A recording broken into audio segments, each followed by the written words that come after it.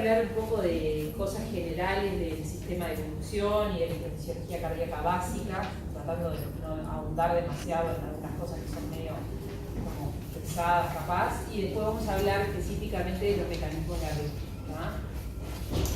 Para recordar un poco, el sistema de conducción cardíaco está conformado por el nódulo sinusal, que como todos recuerdan es el marcapaso fisiológico. Está ubicado acá en el esquema, en la unión de la vena cava superior con la aurícula derecha. El impulso se origina allí porque, como vamos a hablar más adelante, son las células que tienen la mayor frecuencia intrínseca de disparo de todo el sistema de conducción. Después el impulso, una vez originado en el nódulo sinusal, viaja a través de los tractos internodales para despolarizar ambas aurículas y llegar a alcanzar la región de la unión auriculoventricular, específicamente el nodo auriculoventricular. Los tractos internodales son tres: el internodal posterior, el medio y el haz de Bachmann, que es el encargado de transmitir el impulso hacia la aurícula izquierda. Como ustedes capaz que recuerdan, los tractos internodales en sí no tienen como una anatomía definida, sino que también son vías como preferenciales de conducción. Y bueno, y después el impulso cardíaco llega hacia el nódulo auriculoventricular, que es donde se produce el retardo más importante en la conducción, que permite lograr una adecuada sincronía auriculoventricular, y normalmente debe ser la única vía de conducción entre aurículas y ventrículos. Y bueno, luego de que ocurre ese retardo en la conducción, el impulso se transmite hacia el haz de His, está ejemplificado aquí, y después el haz de His se divide esquemáticamente en dos ramas. Algunos trabajos sugieren que hay otro fascículo septal, pero bueno, lo clásico es la rama izquierda y la rama derecha del haz de His, y posteriormente se dividen en la red de Purkinje, que es toda esa red de tejido especializado ubicado a nivel subendocárdico, que es la encargada de generar una despolarización no simultánea, pero prácticamente simultánea del endocardio de ambos ventrículos, y de esa forma lograr una sincronía inter e intraventricular. Acá un poco lo mismo. Estas figuras anatómicas es para recordar el detalle de que esto es una vista como externa de la aurícula derecha y la vena cava superior, y de que donde está el asterisco es donde se ubica el nódulo sinusal, que es una estructura subepicárdica, a diferencia de lo que es el nodo AB, que está acá, que se ubica. Esto es un corte que está abierta a la aurícula derecha, y no sé si recuerdan el triángulo de Koch, que es donde se ubica el nodo AB, que es una estructura endocárdica. Bueno, eso un poco de la anatomía, lo grande, y ahora vamos a hablar algunas cosas de la fisiología del sistema de conducción. En este esquema observamos esquematizado acá el sistema de conducción normal, y a la derecha los potenciales de acción de las distintas células que componen el sistema de conducción. Como ven acá, las células del nodo sinusal y del nodo AB tienen un potencial de acción que es bien diferente en su morfología a los potenciales de acción de las células auriculares, ventriculares y de las de Purkinje. Ustedes recuerdan, los potenciales de acción son oscilaciones transitorias y rápidas del potencial de membrana celular, que genera una respuesta que se llama propagada, que es del tipo todo nada, teletipada, que se reproduce. Y en el caso de las células del nódulo sinusal y del nodo AB, tienen unos potenciales de acción que vamos a ver un poco más en detalle, que tienen esta morfología donde no se identifica claramente esto que se llama la fase meseta, y tienen una fase de ascenso, que es esta, la fase 0, que es relativamente lenta, una fase 1 y 2 no muy delimitadas, y una fase 3, que es esta fase, la de repolarización, y la fase 4, que es la más característica, que como ustedes ven es una fase que no es plana, sino que es una despolarización progresiva, que se llama despolarización diastólica espontánea, que es la base del automatismo, que lo vamos a ver en detalle.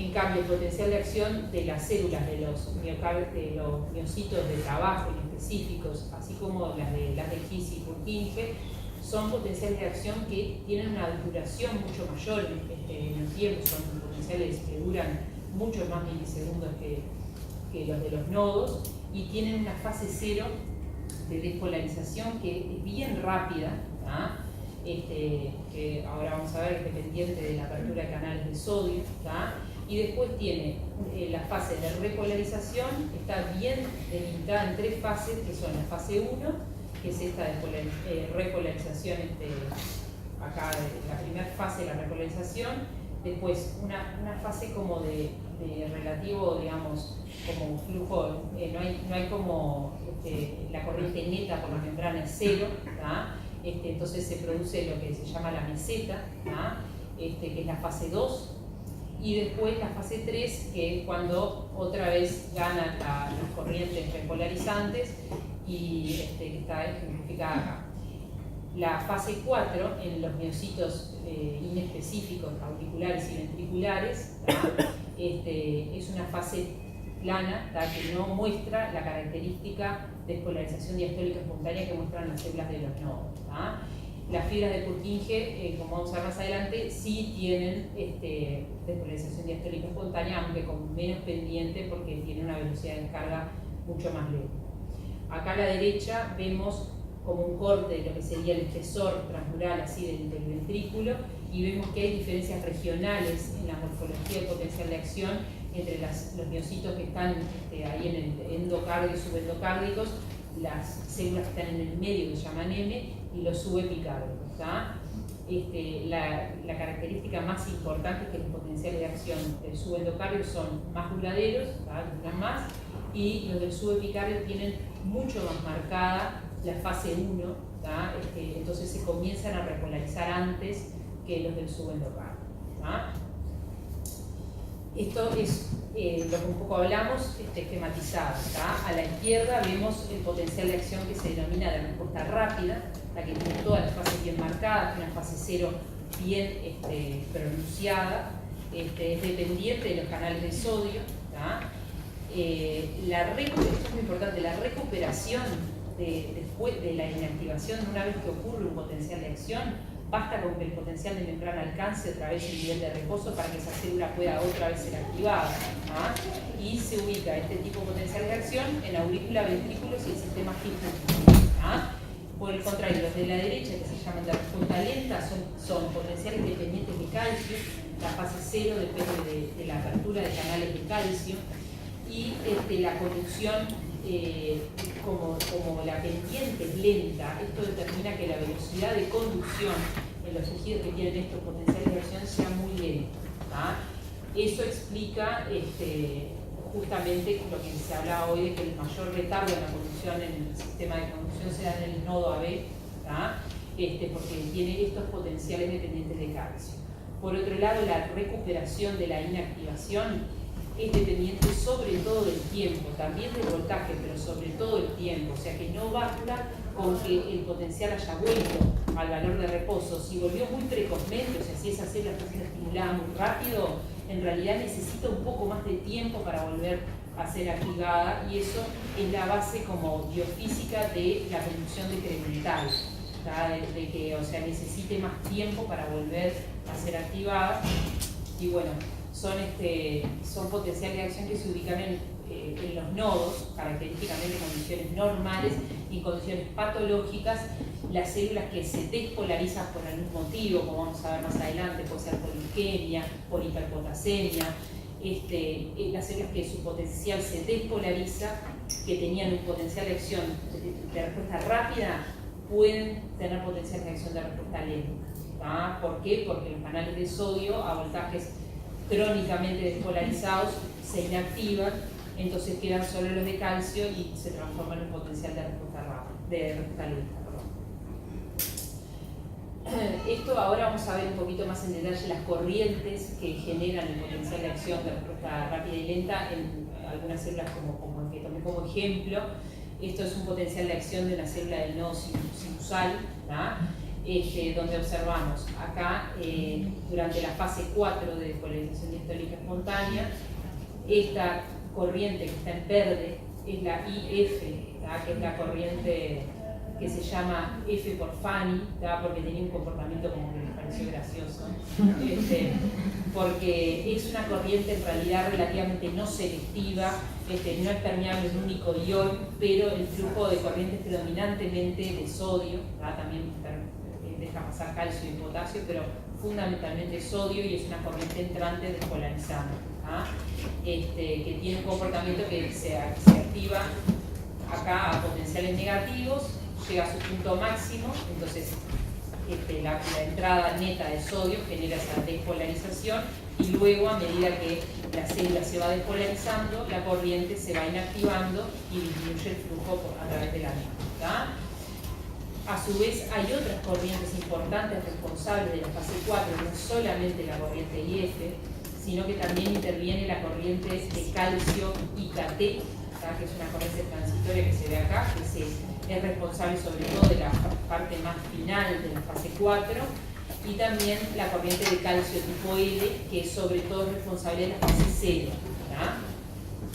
Además, tenemos la corriente generada por el intercambiador sodio-calcio, que ustedes recuerdan que es un intercambiador que es electrogénico, que intercambia 3 sodios por un calcio, y cuando la célula tuvo un potencial de acción y está acumulado el calcio en el interior, el intercambiador sodio-calcio lo que hace es sacar ese calcio para afuera e ingresa sodio, genera una corriente también despolarizante acá, que está ejemplificada acá.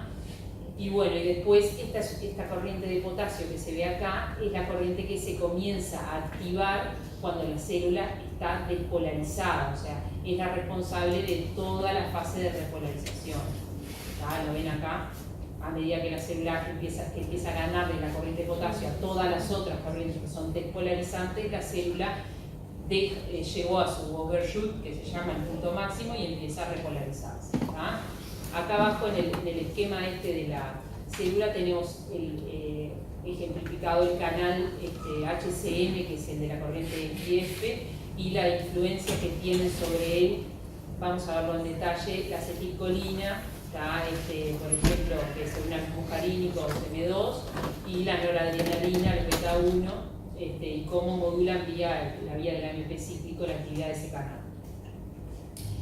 Bueno, por el contrario, el potencial de acción de un miocito ventricular, que es un potencial de acción de respuesta rápida, vemos que acá en la fase 0 lo que hay fundamentalmente son, acá ven las dos corrientes despolarizantes, son la de calcio, la de sodio, que es muy rápida y breve, que es responsable de la fase 0, esa bien empinada, y después la apertura de los canales de calcio tipo L, que es mucho más lenta y progresiva y dura más en el tiempo.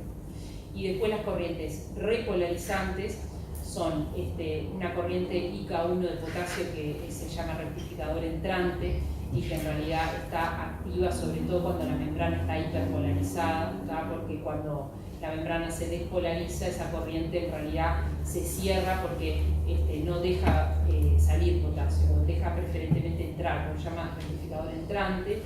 Y después están las corrientes de potasio, que son las ITO, que la transitoria 1, 2, la rápida y la lenta de potasio, que son las clásicas corrientes que generan la fase 1, 2 y 3. La fase 2 es una fase de relativa estabilidad en la cual hay como una lucha entre el calcio que está despolarizando y el potasio que está repolarizando, y en ese momento hay como un flujo neto cero, se mantiene la meseta hasta que gana el potasio y ahí se repolariza.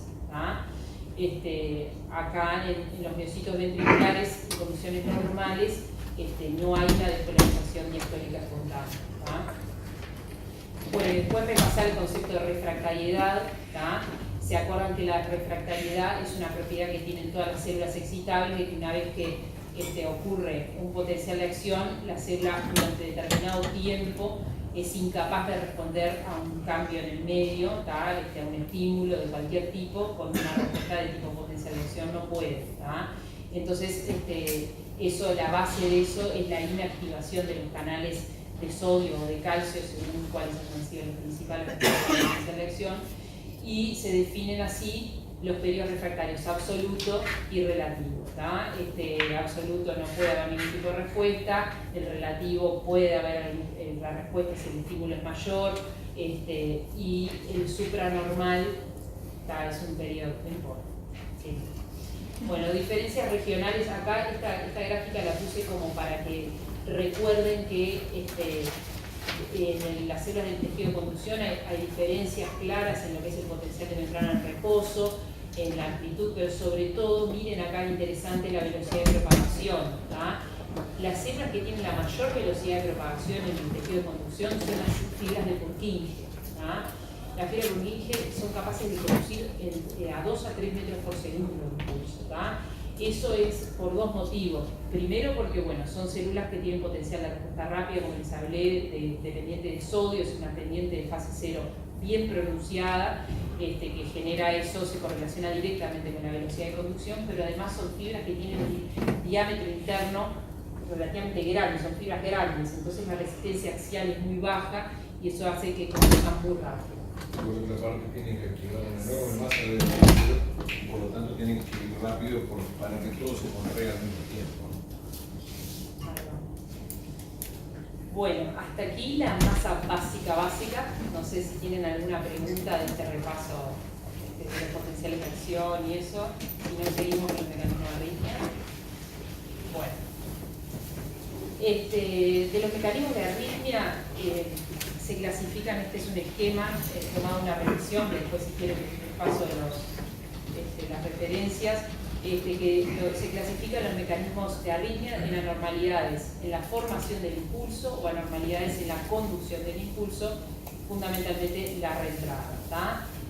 Cuando hay una anormalidad en la formación del impulso, tenemos dos tipos, que es la actividad gatillada, que está generada por postpotenciales precoces o tardíos, y el automatismo, que puede ser un automatismo normal aumentado, un automatismo anormal, o una cosa particular que vamos a nombrar, que es la parasistolina.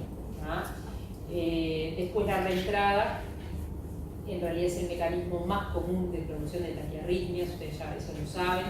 Y bueno, en realidad hay varios tipos de reentrada, en realidad se puede clasificar en anatómica y funcional, acá la clasifica en reentrada por reflexión, que es un tipo de reentrada funcional, reentrada en fase 2, que es un tipo de reentrada funcional bien específica, reentrada por movimiento circular, y a esa la clasifica con un obstáculo anatómico definido, que es el modelo del anillo, es la reentrada clásica, o sin un obstáculo anatómico, es decir, con un bloqueo funcional. Ahí hay varios tipos, están los rotores, el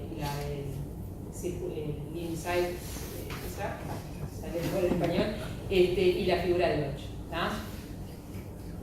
Bueno, vamos a empezar a hablar un poquito de los distintos mecanismos. Como hablamos hoy algo, el automatismo es una propiedad de polarización espontánea que tienen las células en ausencia de un estímulo externo. Las arritmias automáticas pueden darse porque una célula que normalmente exhibe la propiedad de automatismo en condiciones fisiológicas aumenta su velocidad de descarga o la disminuye, o por células que no tienen normalmente, no exhiben normalmente propiedades de automatismo, empiezan a disparar automáticamente. Eso se llama automatismo anormal. Como ustedes saben, en el corazón existe lo que se llama una jerarquía entre las células marcapasos, y eso está determinado por la frecuencia intrínseca de descarga de las distintas células que componen el sistema especializado de conducción, que son las que normalmente tienen despolarización diastólica espontánea. Normalmente las células del nódulo sinusal son las que disparan a mayor frecuencia, que en realidad la frecuencia intrínseca del disparo no les puedo decir un valor único porque depende de la edad del paciente. Se sabe que a medida que avanza la edad la frecuencia intrínseca disminuye, y lo que ocurre normalmente es un fenómeno que se llama supresión por supraconducción, que nosotros también lo podemos observar en el laboratorio cuando hacemos sobreestimulación de arritmias automáticas, que en realidad es un fenómeno que se da porque al estar estimulada una célula cuya frecuencia de descarga es menor, por ejemplo, el nodo AB recibe impulsos a mayor frecuencia que su frecuencia intrínseca, eso determina que progresivamente haya una función de la sodio-potasio TPasa aumentada, ¿tá? Entonces, si ustedes se acuerdan, la sodio-potasio TPasa es una bomba electrogénica, la que genera una corriente hiperpolarizante. Entonces, las células normalmente se hiperpolarizan por acción de esos estímulos que le entran muchas veces en el tiempo, ¿tá? Como funciona mucho la sodio-potasio TPasa, se hiperpolarizan, entonces quedan como quiescentes y no pueden expresar su automatismo. Eso se llama supresión por supraconducción, ¿tá? Normalmente está el nódulo sinusal, que es el marcapaso fisiológico principal, y después están los marcapasos subsidiarios, ¿tá? Que en realidad hay marcapasos subsidiarios bien identificados en las aurículas, ¿tá? Que fundamentalmente se ven en el músculo auricular que se extiende hacia las venas, ¿tá? Por ejemplo hacia la vena cava superior, la vena cava inferior, el seno coronario, hacia las venas pulmonares. Entonces pueden originarse eventualmente ritmos a partir de esas extensiones musculares por activación de esos marcapasos subsidiarios, por ejemplo cuando hay una bradicardia sinusal, por ejemplo, ¿tá? Después están los marcapasos subsidiarios, en jerarquía siguen los de la unión AB, y después los que están más lentos son los del sistema Hippocampus. Ahí tienen el esquema donde dice más o menos la velocidad de descarga de cada uno, ¿tá? Bueno, en esta figura lo que vemos es cuando nosotros tenemos un potencial de acción de una célula, por ejemplo nodal, ¿tá? De qué depende la frecuencia de disparo de esa célula, ¿tá? O sea, el automatismo en esa célula se está objetivado ahí en la fase 4, ¿tá? Y depende del interjuego entre el PDM, ese es el potencial diastólico máximo, ¿tá? De la membrana, es el punto más negativo, ¿tá? Cuando hablamos de aumentos o disminución, a veces puede confundir pues al revés del número, porque si yo le digo que aumenta el potencial de membrana, en realidad está en valores más negativos, ¿tá? Y por la relación entre ese punto, que es que está acá, potencial diastólico máximo, después el valor umbral, ¿tá? Que dice ahí umbral, ¿tá? El valor umbral, a partir del cual una vez se cruza se dispara la potencialización, y la pendiente de la fase 4, ¿tá? Cuanto mayor sea la pendiente de la fase 4, más rápida es la frecuencia de descarga. Y después, cuanto más corta sea la distancia entre el valor del potencial de membrana y el umbral, cuanto menor sea esa distancia, también va a disparar más rápido, ¿tá? Entonces, intervenciones que modifiquen esas tres cosas pueden aumentar o disminuir el automatismo. ¿Se entiende?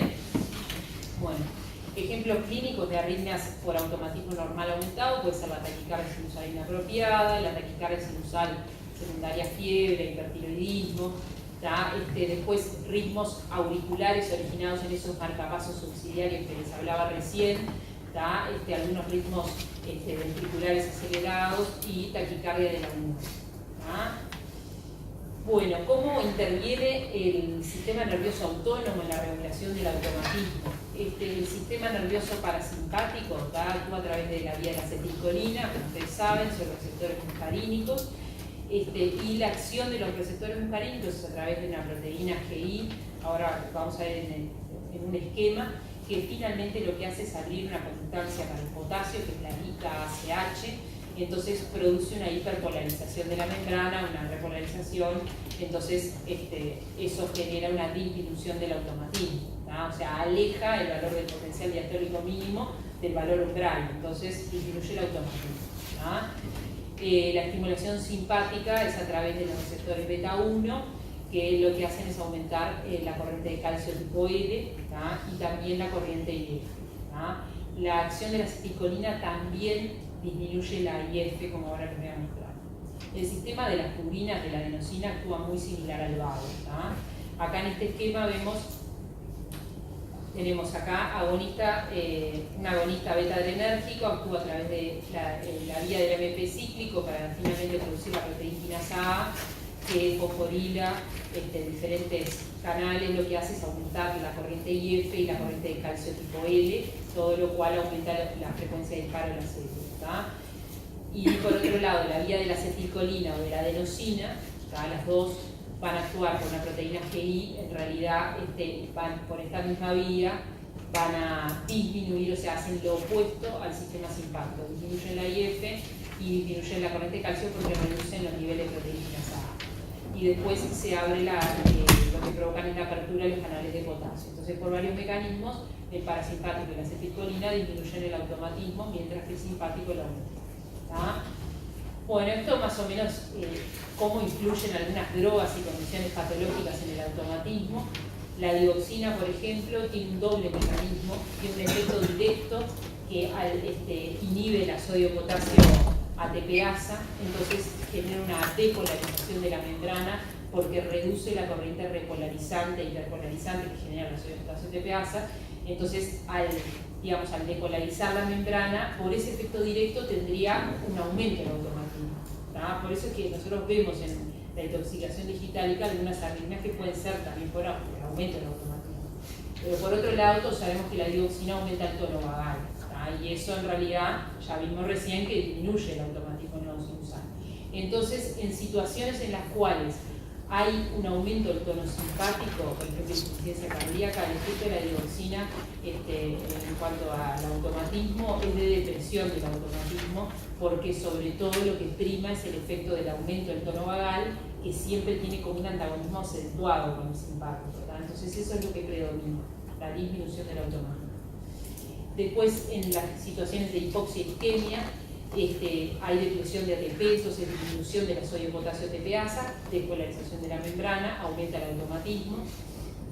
En condiciones de hipopotasemia también hay reducción de la actividad de la sodio-potasio ATPasa y despolarización, y a su vez hay flujo entre las zonas de diferente potencial de reposo, porque acuérdense que siempre que hay cambios de potasio hay cambios de potencial de membrana en reposo. En la hiperpotasemia, la célula, como es en reposo es muy permeable al potasio, su potencial de membrana se acerca al potencial de equilibrio electroquímico del potasio. Entonces, al haber hiperpotasemia, no se deben acordar de la ecuación de NERD, pero arriba de la ecuación está el potasio extracelular, entonces cuando aumenta el potasio extracelular se mueve a potenciales de reposo más despolarizados en potencial de equilibrio, entonces la célula se despolariza, y si esa despolarización es leve, hay un aumento del automatismo. Ahora, si es muy pronunciada y la célula está muy despolarizada, ahí ya los canales de sodio hacen el ciclo y se inactivan, y ahí se deprime el automatismo.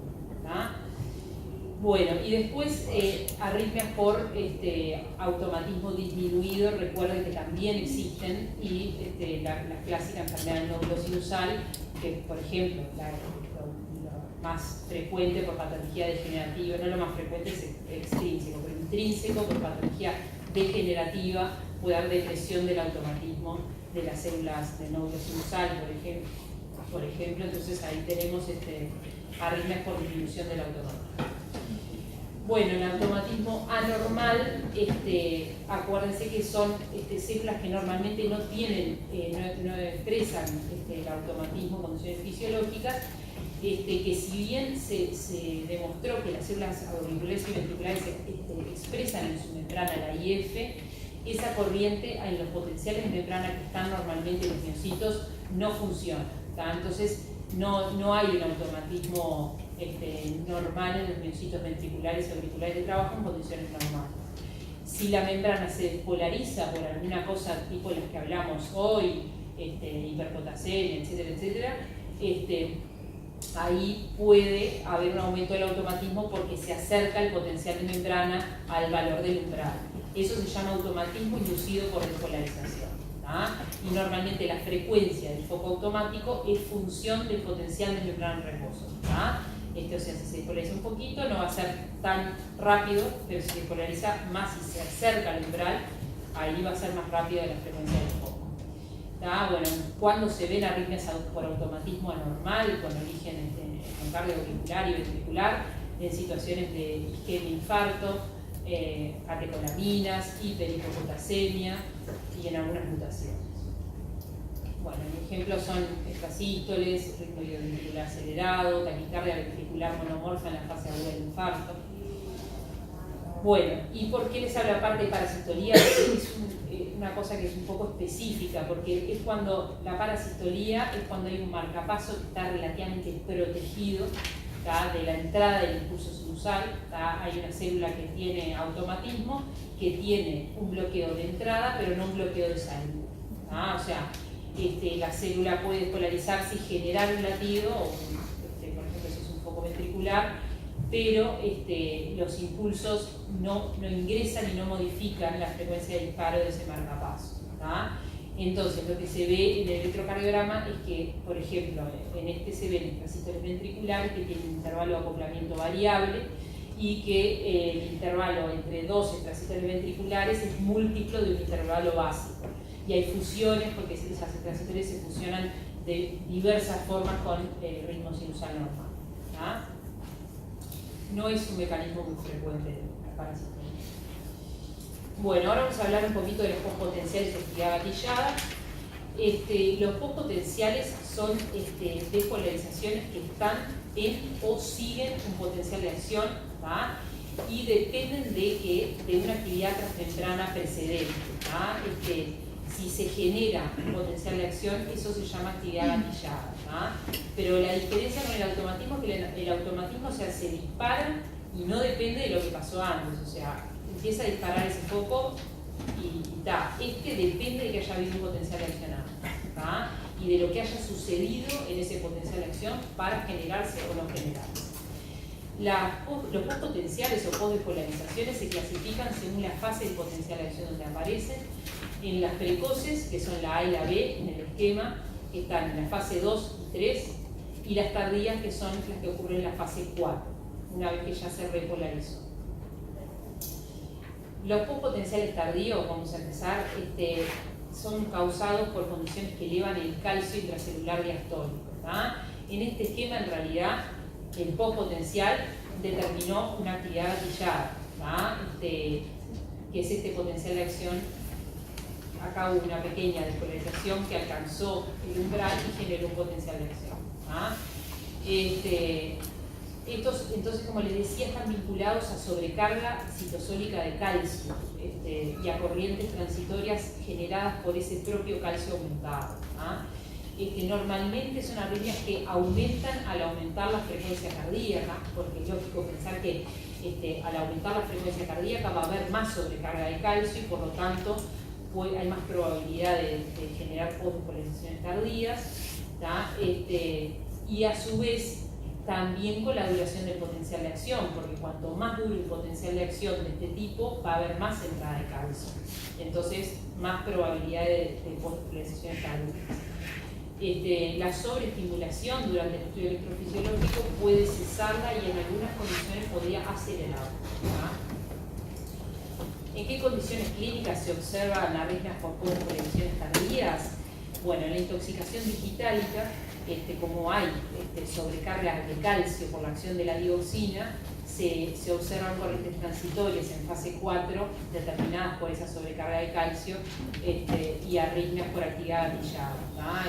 Clásica la TB bidireccional de la intoxicación digitálica o taquicardias auriculares que a veces se ven con bloqueo B.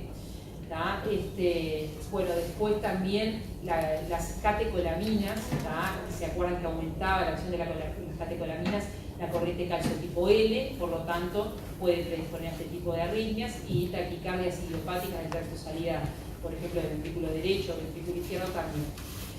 Otras condiciones como la isquemia, al generar como es sobrecarga de calcio citosólica, también puede generar este tipo de arritmias, y condiciones de insuficiencia cardíaca, donde el retículo sarcoplásmico es disfuncionante y tiene pérdida de calcio, pérdidas espontáneas de calcio, y eso puede provocar arritmias por actividad gatillada por postdespolarizaciones tardías. Después, un prototipo es la taquicardia ventricular polimorfa catecolaminérgica, en la cual hay una mutación ahí en el receptor de trianodina. También hay pérdida de calcio espontánea y se pueden generar estas arritmias. Muchas veces estas arritmias, sobre todo las mediadas por catecolaminas, pueden terminar con la acción de adenosina, porque se acuerdan que la adenosina como que hace el efecto opuesto que las catecolaminas, reducen la corriente de calcio, entonces podrían terminar algunas arritmias de este tipo con adenosina. Bueno, después los pospotenciales precoces se producen por un balance neto de corriente hacia corriente entrante, despolarizante, en la fase 2 o 3 del potencial de acción. Y bueno, hay varios mecanismos propuestos, en realidad una reducción de las corrientes de potasio, que favorezcan la acción de corrientes despolarizantes, un aumento en la disponibilidad de calcio de la fase 2, y aumento de la actividad del intercambiador sodio-calcio. Ahí tenemos ejemplificado unas postdespolarizaciones en fase 2 y fase 3 y una extrasístole gatillada en fase 3. Una característica de las postpotenciales precoces es que, les diría que en casi todos los casos hay una prolongación crítica de la repolarización, que favorece la aparición de estas corrientes despolarizantes durante la fase de repolarización.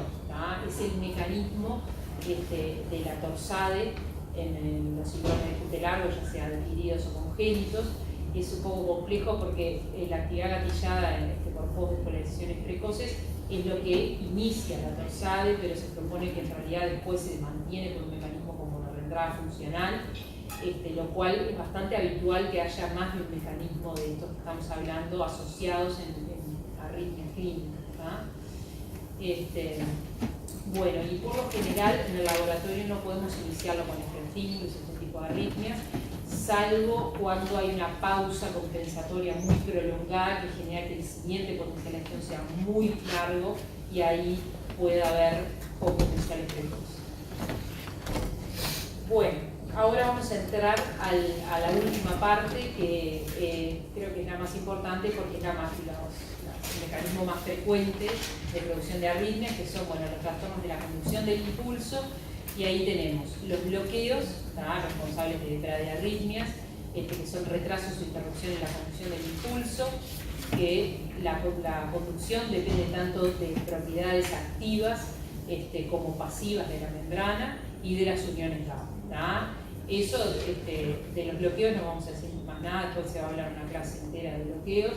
Y bueno, vamos a hablar sí del mecanismo de reentrada, que la reentrada se define como una propagación repetitiva de la onda de activación, que en realidad lo que pasa es que la onda de activación vuelve a su lugar de origen para volver a activar una zona ya activada, en lugar de activar el miocardio y extinguirse, vuelve al sitio donde se había activado y así sucesivamente.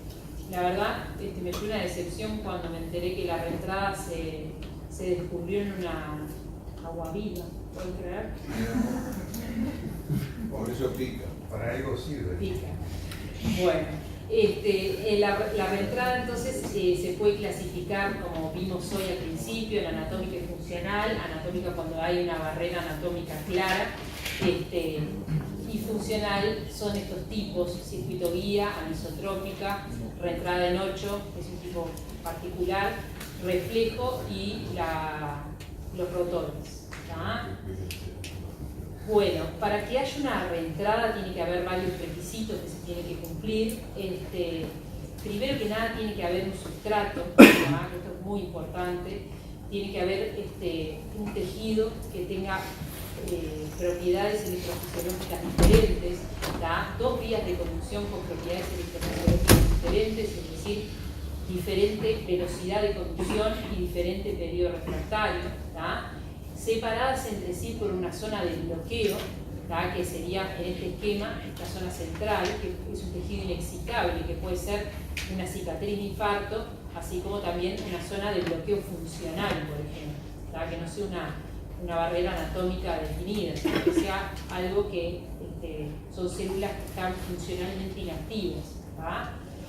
Después, para que exista reentrada, tiene que haber una zona de bloqueo unidireccional de la conducción, una zona donde haya un trayecto de conducción lento. ¿Por qué? Porque ahora vamos a ver que si la conducción no es lenta, cuando el impulso viaja por la zona que no está bloqueada, si no es lento no le da el tiempo a recuperarse al otro sector para poder terminar ese punto. Después tiene que haber una masa crítica de tejido. Hay reentradas que son macroscópicas, anatómicas grandes, otras todo mal. Acá ya estamos. ¿Está acá?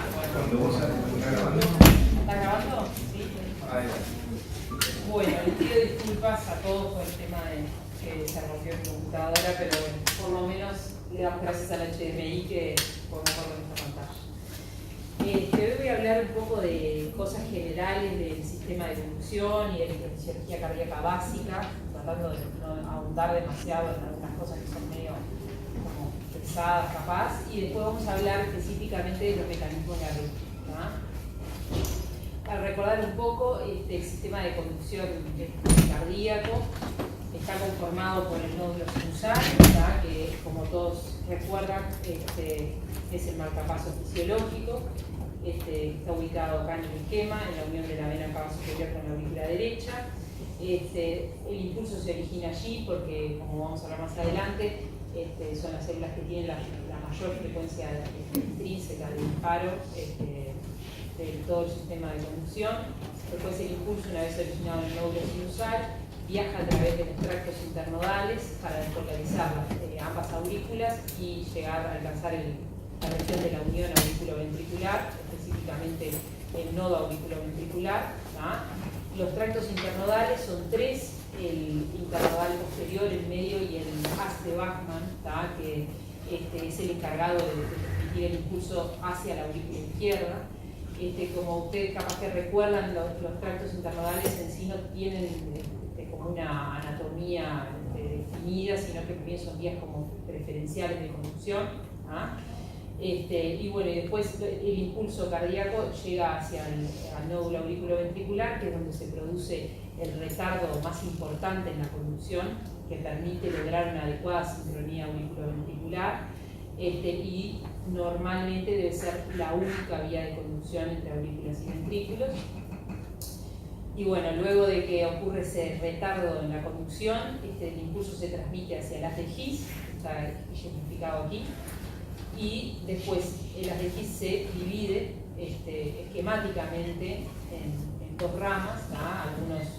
Algunos trabajos sugieren que hay otro fascículo septal, pero bueno, lo clásico es la rama izquierda y la rama derecha de las de His, y posteriormente se dividen en la red de Purkinje, que es toda esa red de tejido especializado ubicado a nivel subendocárdico, que es la encargada de generar una despolarización no simultánea, pero prácticamente simultánea del endocardio de ambos ventrículos, y de esa forma lograr una sincronía inter e intraventricular.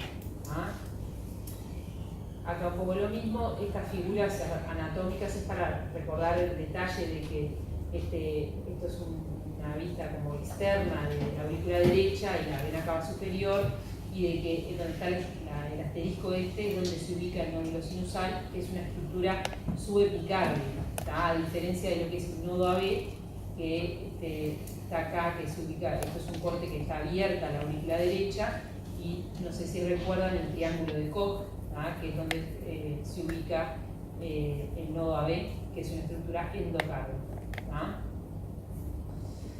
Bueno, eso un poco de la anatomía, lo grande, y ahora vamos a hablar de algunas cosas de la fisiología del sistema de conducción.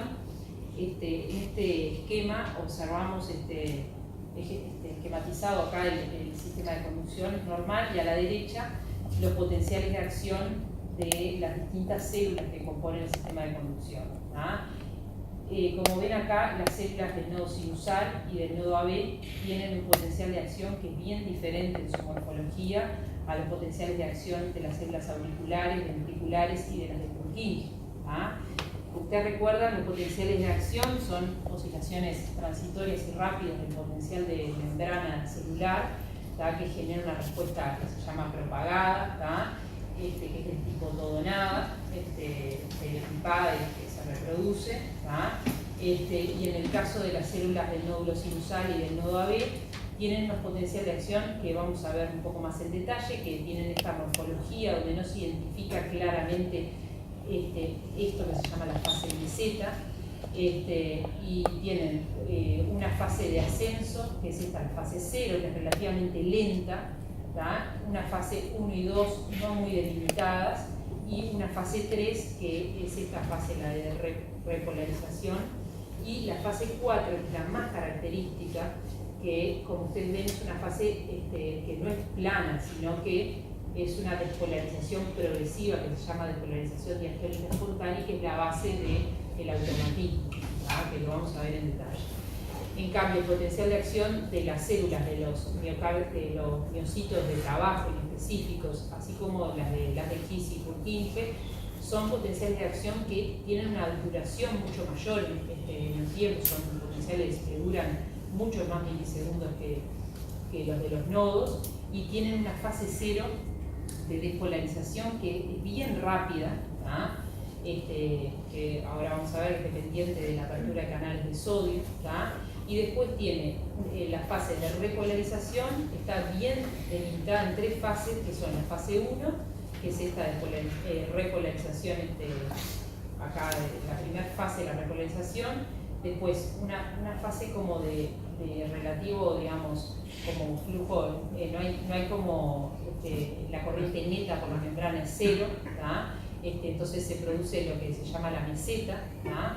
Que es la fase 2, y después la fase 3, que es cuando otra vez ganan las corrientes repolarizantes, y que está ejemplificada acá.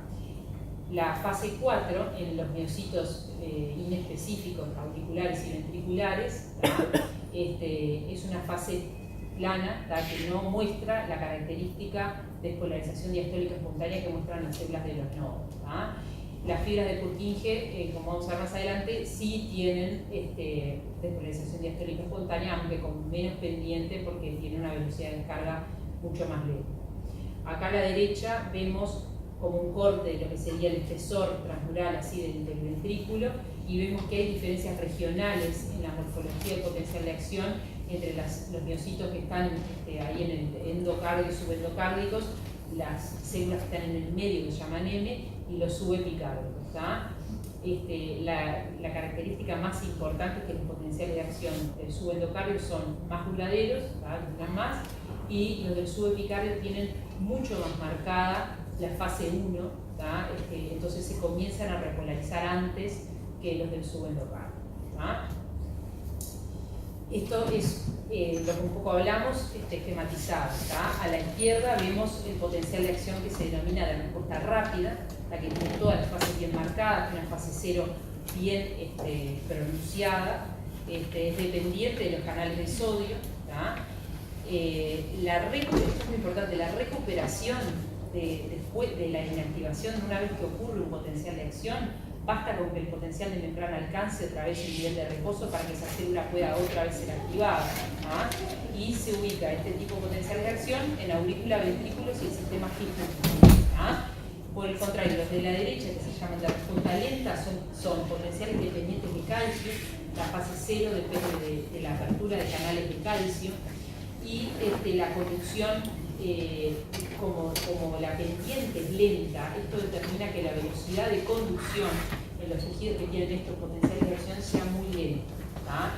Eso explica justamente lo que se hablaba hoy de que el mayor retardo en la conducción en el sistema de conducción será en el nodo AB, ¿tá? Porque tiene estos potenciales dependientes de calcio. Por otro lado, la recuperación de la inactivación es dependiente sobre todo del tiempo, también del voltaje, pero sobre todo el tiempo, o sea que no basta con que el potencial haya vuelto al valor de reposo. Si volvió muy precozmente, o sea, si esa célula está siendo estimulada muy rápido, en realidad necesita un poco más de tiempo para volver a ser activada, y eso es la base como biofísica de la conducción decremental, de que, o sea, necesite más tiempo para volver a ser activada.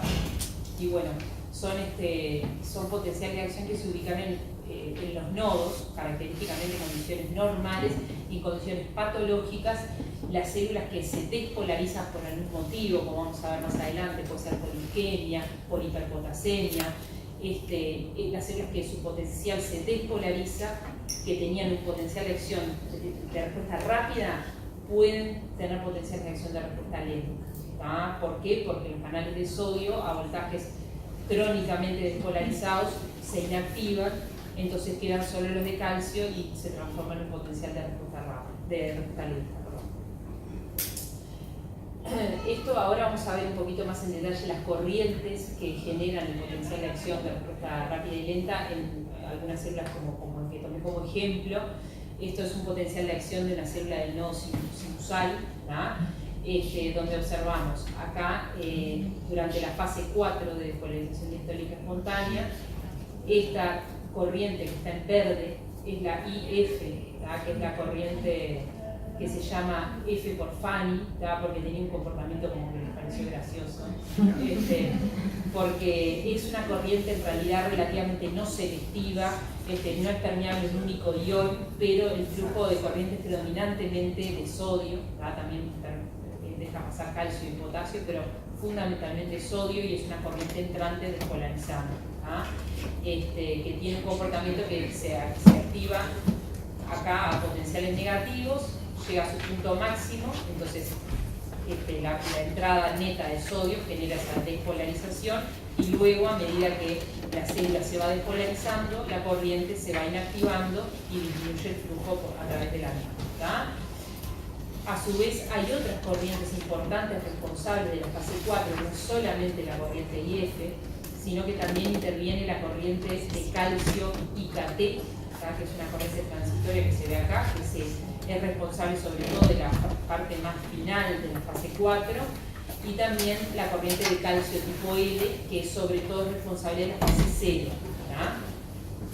Además, tenemos la corriente generada por el intercambiador sodio-calcio, que ustedes recuerdan que es un intercambiador que es electrogénico, que intercambia 3 sodios por un calcio, y cuando la célula tuvo un potencial de acción y está acumulado el calcio en el interior, el intercambiador sodio-calcio lo que hace es sacar ese calcio para afuera e ingresa sodio, genera una corriente también despolarizante acá, que está ejemplificada acá. Y bueno, y después esta corriente de potasio que se ve acá es la corriente que se comienza a activar cuando la célula está despolarizada, o sea, es la responsable de toda la fase de repolarización. Lo ven acá, a medida que la célula empieza a ganarle la corriente de potasio a todas las otras corrientes que son despolarizantes, la célula llegó a su overshoot, que se llama el punto máximo, y empieza a repolarizarse. Acá abajo en el esquema de la célula tenemos ejemplificado el canal HCM, que es el de la corriente IF, y la influencia que tiene sobre él. Vamos a verlo en detalle: la acetilcolina, por ejemplo, que es un muscarínico, SM2, y la noradrenalina, el beta 1, y cómo modulan la vía del AMP cíclico la actividad de ese canal. Bueno, por el contrario, el potencial de acción de un miocito ventricular, que es un potencial de acción de respuesta rápida, vemos que acá en la fase 0 lo que hay fundamentalmente son, acá ven las dos corrientes despolarizantes, son la de calcio, la de sodio, que es muy rápida y breve, que es responsable de la fase 0, esa bien empinada, y después la apertura de los canales de calcio tipo L, que es mucho más lenta y progresiva y dura más en el tiempo. Y después las corrientes repolarizantes son una corriente IK1 de potasio que se llama rectificador entrante, y que en realidad está activa sobre todo cuando la membrana está hiperpolarizada, porque cuando la membrana se despolariza, esa corriente en realidad se cierra porque no deja salir potasio, deja preferentemente entrar, lo llama rectificador entrante. Y después están las corrientes de potasio, que son las ITO, que la transitoria 1, 2, la rápida y la lenta de potasio, que son las clásicas corrientes que generan la fase 1, 2 y 3. La fase 2 es una fase de relativa estabilidad en la cual hay como una lucha entre el calcio que está despolarizando y el potasio que está repolarizando, y en ese momento hay como un flujo neto cero, se mantiene la meseta hasta que gana el potasio y ahí se repolariza. Acá en los miocitos ventriculares en condiciones normales no hay una despolarización diastólica espontánea. Bueno, después repasar el concepto de refractariedad. Se acuerdan que la refractariedad es una propiedad que tienen todas las células excitables, y una vez que ocurre un potencial de acción, la célula durante determinado tiempo es incapaz de responder a un cambio en el medio, a un estímulo de cualquier tipo, con una respuesta de tipo potencial de acción no puede. Entonces, la base de eso es la inactivación de los canales de sodio o de calcio, según cuáles han sido los principales potenciales de acción, y se definen así los periodos refractarios absoluto y relativo.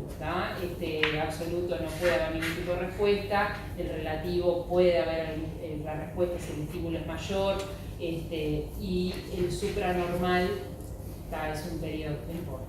¿Sí? Bueno, diferencias regionales, acá esta gráfica la puse como para que recuerden que en las células del tejido de conducción hay diferencias claras en lo que es el potencial de membrana en reposo, en la amplitud, pero sobre todo, miren acá interesante la velocidad de propagación. Las células que tienen la mayor velocidad de propagación en el tejido de conducción son las fibras de Purkinje. Las fibras de Purkinje son capaces de conducir a 2 a 3 metros por segundo de impulso. Eso es por dos motivos. Primero, porque son células que tienen potencial de respuesta rápida, como les hablé, dependiente de sodio, es una pendiente de fase cero bien pronunciada, que genera eso, se correlaciona directamente con la velocidad de conducción, pero además son fibras que tienen un diámetro interno relativamente grande, son fibras grandes, entonces la resistencia axial es muy baja y eso hace que conduzcan muy rápido. Por otra parte, tienen que activar una enorme masa de líquido, por lo tanto tienen que ir rápido para que todo se contraiga al mismo tiempo. Bueno, hasta aquí la masa básica. No sé si tienen alguna pregunta de este repaso de los potenciales de acción y eso. Si no, seguimos con el mecanismo de arritmia. Bueno, de los mecanismos de arritmia se clasifican, este es un esquema tomado una revisión, que después si quieren les paso las referencias, que se clasifican los mecanismos de arritmia en anormalidades en la formación del impulso o anormalidades en la conducción del impulso, fundamentalmente la reentrada. Cuando hay una anormalidad en la formación del impulso, tenemos dos tipos, que es la actividad gatillada, que está generada por potenciales precoces o tardíos, y el automatismo, que puede ser un automatismo normal aumentado, un automatismo anormal, o una cosa particular que vamos a nombrar, que es la parasistolía. Después la reentrada, en realidad es el mecanismo más común de producción de taquiarritmias, ustedes ya eso lo saben. Y bueno, en realidad hay varios tipos de reentrada. En realidad se puede clasificar en anatómica y funcional. Acá la clasifica en reentrada por reflexión, que es un tipo de reentrada funcional, reentrada en fase 2, que es un tipo de reentrada funcional bien específica, reentrada por movimiento circular, y a esa la clasifica con un obstáculo anatómico definido, que es el modelo del anillo, es la reentrada clásica, o sin un obstáculo anatómico, es decir, con un bloqueo funcional. Ahí hay varios tipos, que están los rotores, inside, sale en español, y la figura de 8.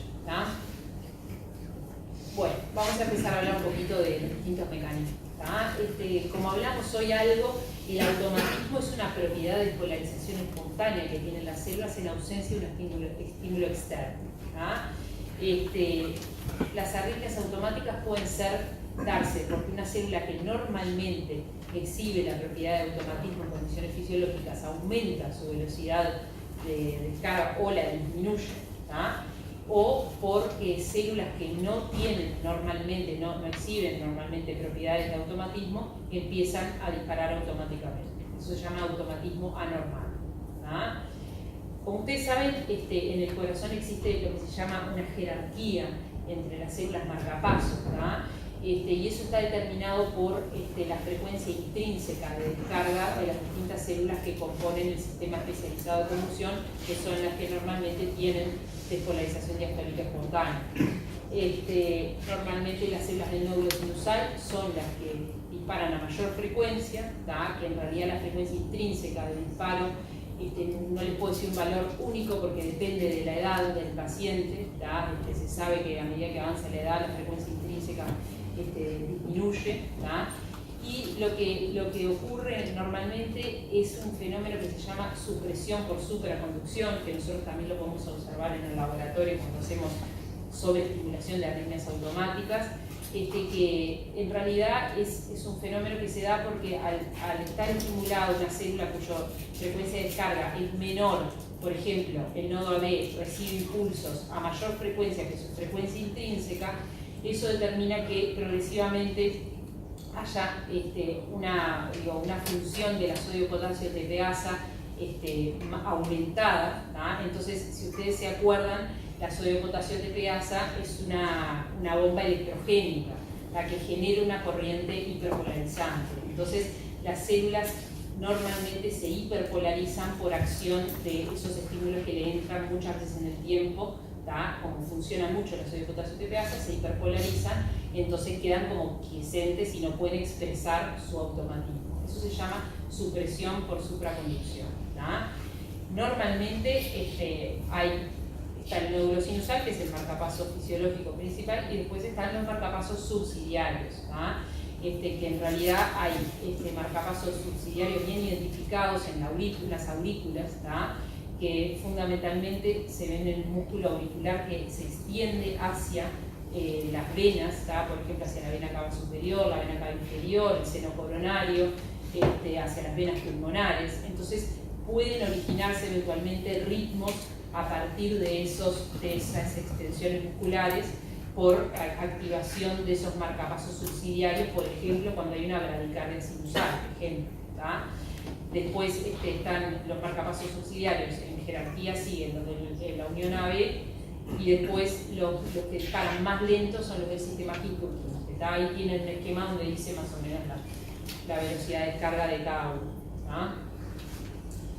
Bueno, en esta figura lo que vemos es cuando nosotros tenemos un potencial de acción de una célula, por ejemplo nodal, de qué depende la frecuencia de disparo de esa célula, o sea, el automatismo en esa célula se está objetivado ahí en la fase 4, y depende del interjuego entre el PDM, ese es el potencial diastólico máximo de la membrana, es el punto más negativo. Cuando hablamos de aumentos o disminución, a veces puede confundir pues al revés del número, porque si yo le digo que aumenta el potencial de membrana, en realidad está en valores más negativos. Y por la relación entre ese punto, que es este que está acá, potencial diastólico máximo, después el valor umbral, que dice ahí umbral, el valor umbral, a partir del cual una vez se cruza se dispara la potencial de acción, y la pendiente de la fase 4. Cuanto mayor sea la pendiente de la fase 4, más rápida es la frecuencia de descarga. Y después, cuanto más corta sea la distancia entre el valor del potencial de membrana y el umbral, cuanto menor sea esa distancia, también va a disparar más rápido. Entonces, intervenciones que modifiquen esas tres cosas pueden aumentar o disminuir la automatismo. ¿Se entiende? Bueno, ejemplos clínicos de arritmias por automatismo normal aumentado puede ser la taquicardia sinusal inapropiada, la taquicardia sinusal secundaria fiebre, hipertiroidismo. Después ritmos auriculares originados en esos marcapasos subsidiarios que les hablaba recién, algunos ritmos ventriculares acelerados y taquicardia de la unión. Bueno, ¿cómo interviene el sistema nervioso autónomo en la regulación del automatismo? El sistema nervioso parasimpático actúa a través de la vía de la acetilcolina, como ustedes saben, son receptores muscarínicos. Y la acción de los receptores muscarínicos es a través de una proteína GI, ahora vamos a ver en un esquema, que finalmente lo que hace es abrir una conductancia para el potasio, que es la IKACH, entonces produce una hiperpolarización de la membrana, una repolarización, entonces eso genera una disminución del automatismo, ¿tá? O sea, aleja el valor del potencial diastólico mínimo del valor umbral, entonces disminuye el automatismo, ¿tá? La estimulación simpática es a través de los receptores beta 1, que lo que hacen es aumentar la corriente de calcio tipo L, ¿tá? Y también la corriente IF, ¿tá? La acción de la acetilcolina también disminuye la IF, como ahora les voy a mostrar. El sistema de las tubinas de la adenosina actúa muy similar al vago, ¿tá? Acá en este esquema tenemos acá un agonista beta-adrenérgico, actúa a través de la vía del AMP cíclico para finalmente producir la proteína quinasa A, que fosforila diferentes canales. Lo que hace es aumentar la corriente IF y la corriente de calcio tipo L, todo lo cual aumenta la frecuencia de disparo en la célula, ¿tá? Y por otro lado, la vía de la acetilcolina o de la adenosina, ¿tá? Las dos van a actuar con una proteína GI, en realidad van por esta misma vía, van a disminuir, o sea, hacen lo opuesto al sistema simpático, disminuyen la IF y disminuyen la corriente de calcio porque reducen los niveles de proteínas A. Y después se abre lo que provocan es la apertura de los canales de potasio. Entonces, por varios mecanismos, el parasimpático y la acetilcolina disminuyen el automatismo, mientras que el simpático lo aumenta, ¿tá? Bueno, esto más o menos cómo influyen algunas drogas y condiciones patológicas en el automatismo. La digoxina, por ejemplo, tiene un doble mecanismo, tiene un efecto directo que inhibe la sodio-potasio ATPasa, entonces genera una depolarización de la membrana porque reduce la corriente repolarizante e hiperpolarizante que genera la sodio-potasio ATPasa. Entonces, al depolarizar la membrana, por ese efecto directo tendría un aumento del automatismo, ¿tá? Por eso es que nosotros vemos en la intoxicación digitálica algunas arritmias que pueden ser también por aumento del automatismo. Pero por otro lado, todos sabemos que la digoxina aumenta el tono vagal, ¿tá? Y eso en realidad, ya vimos recién que disminuye el automatismo no sinusal. Entonces, en situaciones en las cuales hay un aumento del tono simpático, por ejemplo, insuficiencia cardíaca, el efecto de la digoxina en cuanto al automatismo es de depresión del automatismo, porque sobre todo lo que prima es el efecto del aumento del tono vagal, que siempre tiene como un antagonismo acentuado con el simpático, ¿tá? Entonces eso es lo que predomina, la disminución del automatismo. Después, en las situaciones de hipoxia y isquemia, hay depleción de ATP, entonces disminución de la sodio-potasio ATPasa, despolarización de la membrana, aumenta el automatismo. En condiciones de hipopotasemia también hay reducción de la actividad de la sodio-potasio ATPasa y despolarización, y a su vez hay flujo entre las zonas de diferente potencial de reposo, porque acuérdense que siempre que hay cambios de potasio hay cambios de potencial de membrana al reposo, ¿tá?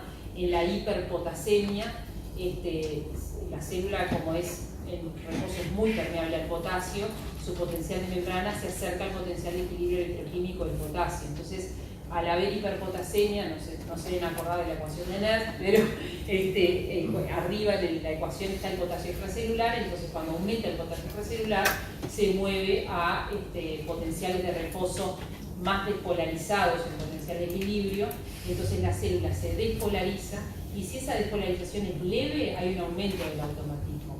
Ahora, si es muy pronunciada y la célula está muy despolarizada, ahí ya los canales de sodio hacen el ciclo y se inactivan, y ahí se deprime el automatismo, ¿tá? Bueno, y después arritmias por automatismo disminuido, recuerden que también existen, y la clásica enfermedad del nódulo sinusal, que por ejemplo, lo más frecuente por patología degenerativa, no lo más frecuente es extrínseco, pero intrínseco por patología degenerativa puede dar depresión del automatismo de las células del nódulo sinusal, por ejemplo, entonces ahí tenemos arritmias por disminución del automatismo. Bueno, el automatismo anormal, acuérdense que son células que normalmente no tienen, no expresan el automatismo en condiciones fisiológicas, que si bien se demostró que las células auriculares y ventriculares expresan en su membrana la IF, esa corriente en los potenciales de membrana que están normalmente en los miocitos no funciona, ¿tá? Entonces no hay un automatismo normal en los miocitos ventriculares o auriculares que trabajan en condiciones normales. Si la membrana se despolariza por alguna cosa tipo las que hablamos hoy, hiperpotasemia, etcétera, etcétera, ahí puede haber un aumento del automatismo porque se acerca el potencial de membrana al valor del umbral. Eso se llama automatismo inducido por despolarización. Y normalmente la frecuencia del foco automático es función del potencial de membrana en reposo. O sea, si se despolariza un poquito no va a ser tan rápido, pero si se despolariza más y se acerca al umbral, ahí va a ser más rápida la frecuencia del foco. Bueno, cuando se ven arritmias por automatismo anormal con origen en cardioauricular y ventricular, en situaciones de isquemia, infarto, catecolaminas, hiperhipopotasemia y en algunas mutaciones.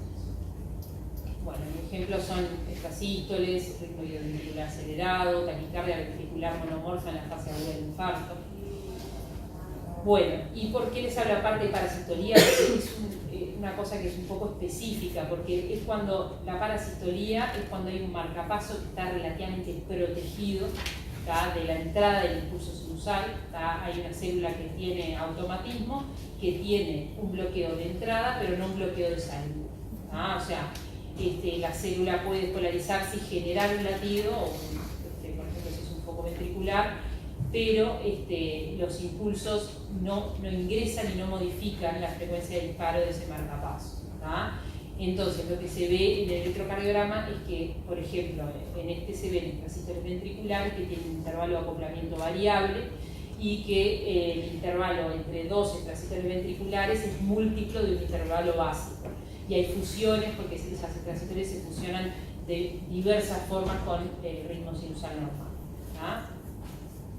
No es un mecanismo muy frecuente de la parasitología. Bueno, ahora vamos a hablar un poquito de los postpotenciales de actividad gatillada. Los postpotenciales son despolarizaciones que están en o siguen un potencial de acción, y dependen de una actividad transmembrana precedente. Si se genera un potencial de acción, eso se llama actividad gatillada. Pero la diferencia con el automatismo es que el automatismo, o sea, se dispara y no depende de lo que pasó antes. O sea, empieza a disparar ese foco y depende de que haya habido un potencial de acción antes, y de lo que haya sucedido en ese potencial de acción para generarse o no generarse. Los postpotenciales o postdespolarizaciones se clasifican según la fase del potencial de acción donde aparecen. En las precoces, que son la A y la B en el esquema, están en la fase 2 y 3, y las tardías, que son las que ocurren en la fase 4, una vez que ya se repolarizó. Los postpotenciales tardíos, vamos a empezar, son causados por condiciones que elevan el calcio intracelular diastólico. En este esquema, en realidad, el postpotencial determinó una actividad gatillada, que es este potencial de acción. Acá hubo una pequeña despolarización que alcanzó el umbral y generó un potencial de acción. Estos, entonces, como les decía, están vinculados a sobrecarga citosólica de calcio y a corrientes transitorias generadas por ese propio calcio aumentado. Normalmente son arritmias que aumentan al aumentar la frecuencia cardíaca, porque es lógico pensar que al aumentar la frecuencia cardíaca va a haber más sobrecarga de calcio y por lo tanto hay más probabilidad de generar postdespolarizaciones tardías, y a su vez también con la duración del potencial de acción, porque cuanto más dure el potencial de acción de este tipo, va a haber más entrada de calcio, entonces más probabilidad de postdespolarizaciones tardías. La sobreestimulación durante el estudio electrofisiológico puede cesarla y en algunas condiciones podría acelerarla. ¿En qué condiciones clínicas se observan arritmias por postdespolarizaciones tardías? Bueno, en la intoxicación digitálica, como hay sobrecarga de calcio por la acción de la dioxina, se observan corrientes transitorias en fase 4 determinadas por esa sobrecarga de calcio y arritmias por actividad gatillada. Clásica la TB bidireccional de la intoxicación digitálica o taquicardias auriculares que a veces se ven con bloqueo AB.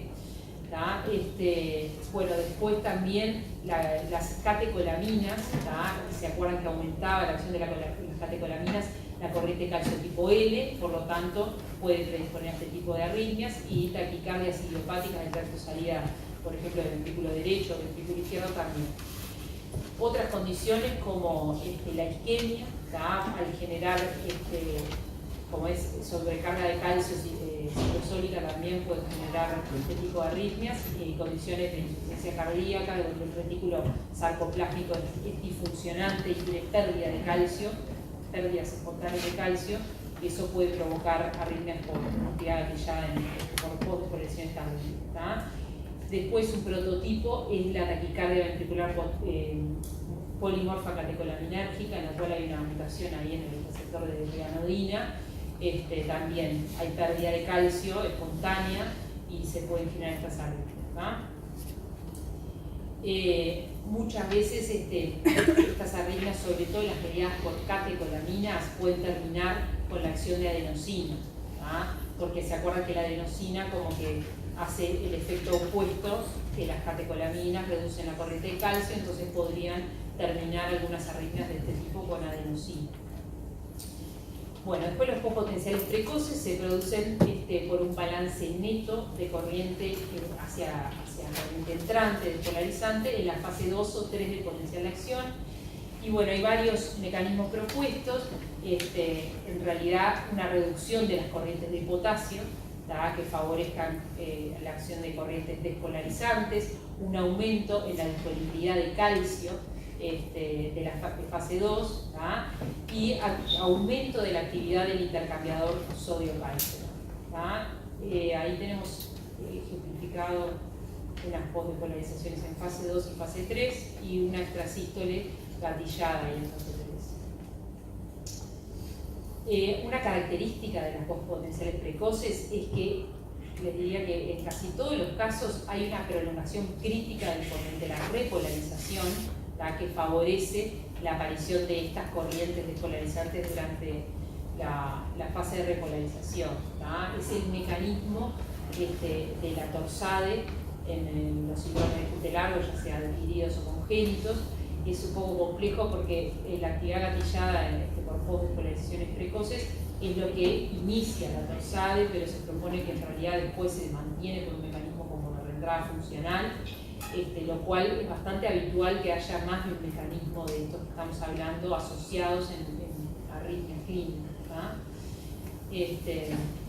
Bueno, y por lo general en el laboratorio no podemos iniciarlo con estímulos, este tipo de arritmias, salvo cuando hay una pausa compensatoria muy prolongada que genera que el siguiente potencial de acción sea muy largo, y ahí puede haber potenciales precoces. Bueno, ahora vamos a entrar a la última parte, que creo que es la más importante porque es el mecanismo más frecuente de producción de arritmias, que son los trastornos de la conducción del impulso.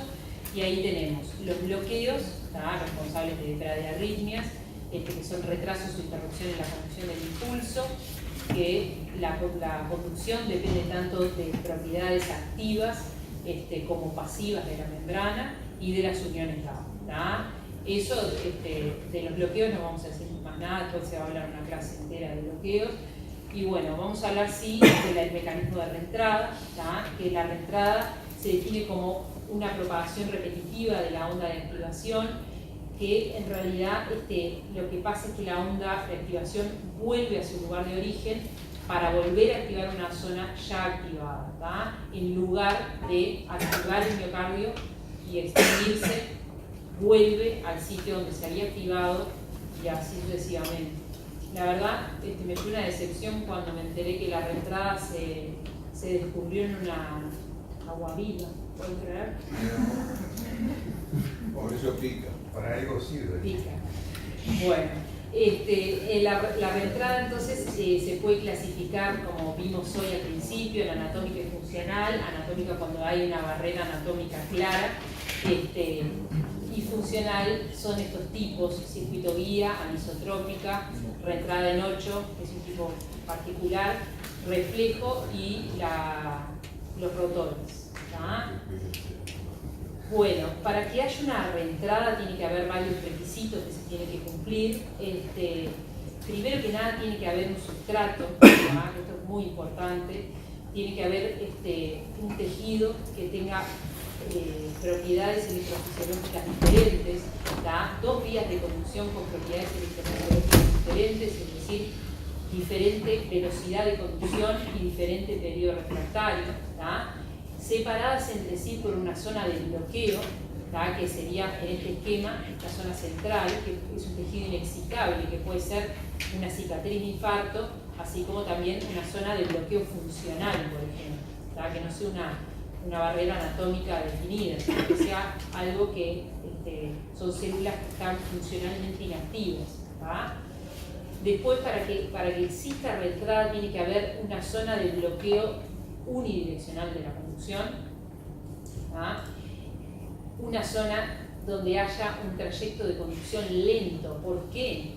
Porque ahora vamos a ver que si la conducción no es lenta, cuando el impulso viaja por la zona que no está bloqueada, si no es lento, no le da el tiempo a recuperarse al otro sector para poder terminar ese punto. Después tiene que haber una masa crítica de tejido. Hay retradas que son macroscópicas, anatómicas grandes,